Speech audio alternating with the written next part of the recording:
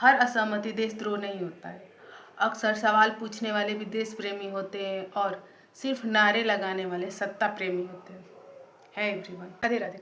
Current situation को देखते हुए ऐसा लग रहा है जैसे कि हमारा देश बस दो ग्रुप के बीच चल रहा है। दो ग्रुप ही हमारे देश की सारी सांस्कृतिक धार्मिक चीज़ों को चलाने का ठेका लेके बैठे, एक तरफ अनभक्त दूसरी तरफ चमचे। और हमें किसी राजनेता या राजनीतिक पार्टी से जीतने की ज़रूरत नहीं, क्योंकि हमारा देश लोकतांत्रिक देश है, तो इनसे तो हम वैसे भी जीत जाएंगे। प्रॉब्लम इन मूर्खों से है। इनसे मतलब इनके लिए कोई शब्द नहीं बना, फिर भी मेरे पास इनके लिए कुछ सवाल है जिनका जवाब मुझे उन लोगों से ही चाहिए जो इस महान देश को चलाने का ठेका लेके बैठे हैं, जिन्हें लगता है उनके ही विरासत से ये देश चल रहा है। तो सवाल ये है कि हम कांग्रेस की चीज़ों से ना खुश थे, तभी तो बीजेपी को लाए थे कि फैक्ट और रियलिटी पे बातें करने और सवाल करने से आपत्ति क्या है। अगर नीट में पेपर लीक हुआ है तो इस पर अगर सवाल पूछे जा रहे हैं, इस्तीफे हो रहे हैं, तो इससे दिक्कत क्या है? इससे देशभक्ति का क्या लेना देना? इससे कौन सा धर्म संकट में आ रहा है वो तो मुझे नहीं समझ में आ रहा है। तो आप लोग थोड़ा समझाने का कष्ट करें। और रही बात कांग्रेस के ज़माने में ये सारी चीज़ें नहीं होती थी, तो बिल्कुल हाँ होती थी, पेपर लीक्स भी होते थे, भ्रष्टाचार भी थे, करप्शन भी थे, तभी तो हमने बीजेपी को वोट दिया था, तभी बीजेपी को जिताया था। तो ये सवाल का कोई मतलब मेरे ख्याल से बनता नहीं, लेकिन फिर भी अगर ये सवाल है कि कांग्रेस के ज़माने में ये चीज़ें नहीं, तो क्या कांग्रेस के ज़माने में इस्तीफे नहीं होते थे?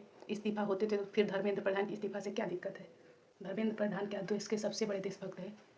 ऐसे लोगों की मानसिक स्थिति क्या है, मैं वो आप लोगों को समझाने की कोशिश करती हूँ। मैं अपनी भाषा में ही समझा सकती हूँ शायद। इन लोगों की स्थिति उस ससुराल की तरह है जो अपनी बड़ी बहू को लाते हैं, जो उनके साथ सवाल करती है, सवाल पूछती है, या फिर किसी तरीके से वो गलत है अब शब्द बोलती हो तो वो जोश जोश में अपने पसंद की छोटी बहू लाते हैं, जिससे वो बोलते हैं कि ये सब कुछ करेगी, हमारा सेवा करेगी, हमारी भाव भगत करेगी, सब कुछ करेगी। अनफॉर्चुनेटली वो बहू ने मारने पीटने तक लगती है, और वो शर्म के मारे कैसे एक्सेप्ट करेंगे कि हाँ हमने गलती की है, हम छोटी बहू लाने में भूल कर चुके हैं। ये बात एक्सेप्ट कैसे करेंगे? उनका ईगो हर्ट होता है, तो वो दुनिया के सामने ये दिखाने में लगे रहते हैं कि नहीं हमारी छोटी बहू बहुत अच्छी है, हम खुश है।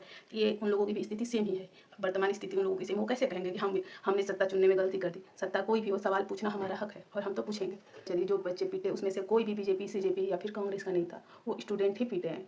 तो फिर अपने आप को सही साबित मत कीजिए कि आप लोग देशभक्त सवाल पूछने से नहीं कतराते। जो सवाल नहीं पूछता वो देशभक्त नहीं अंधभक्त होता है। और आप सब और ऐसे लोगों के लिए मेरे पास कोई शब्द नहीं है, लेकिन मेरे पास अटल बिहारी जी की कुछ लाइनें हैं जो कि कहते हैं सरकार कोई भी हो, सरकार से सवाल पूछा जाना चाहिए, और जो सरकार से सवाल नहीं पूछता वो देश प्रेमी नहीं सत्ता प्रेमी है।